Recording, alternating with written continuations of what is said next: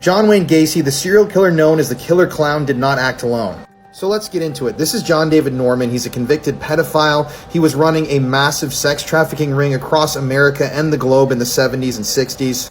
He was arrested multiple times after police found out what he was doing. He had these record cards showing all of his clients' names and contact information, politicians, very powerful people.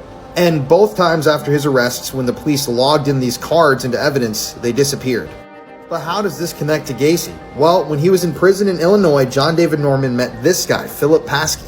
Philip Paskey was already in prison for attempted murder charges, and while he was there, he helped John David Norman resurrect his pedophile ring magazine. Now, Philip Paskey got out of prison before John David Norman did. And what did Philip Paskey do after getting out? He got a job with John Wayne Gacy. He worked for PDM Contractors, John Wayne Gacy's business.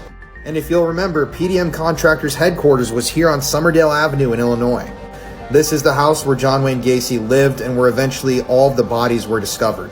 It's a well-known fact that after getting out of prison, Philip Paskey was still employed secretly by John David Norman to help him run his sex trafficking ring.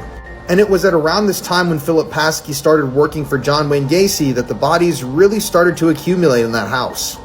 And this connects back to Dean Corll, the Candyman, another infamous serial killer who has ties to John David Norman. I'm going to talk about that in the next TikTok, but let's get back to Gacy. Now, you may be thinking it's a total coincidence that Paskey ended up working for John Wayne Gacy, but there are no coincidences in this case. And while John Wayne Gacy was known to be a liar, just listen to what he says right here in this interview that a lot of people haven't seen. We have always contended there's others involved. At the time of my arrest, there was 4 other suspects. 3 of the suspects that we knew that they knew then was Michael Rossi, David Cram, and Philip Paskey. All employees of PDM Contractors, all with keys to the house on.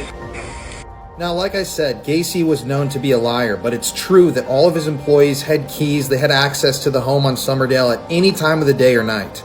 And that's why we need to start talking about the other 2 people that Gacy just named, David Cram and Michael Rossi.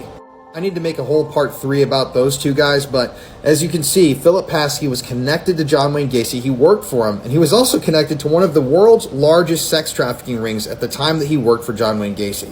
Like I said, nothing in this case is a coincidence. A lot of this evidence was covered up, not followed up on by the police. And as you're about to see, there's a lot more to this conspiracy than I can even talk about here. This thing reaches deep.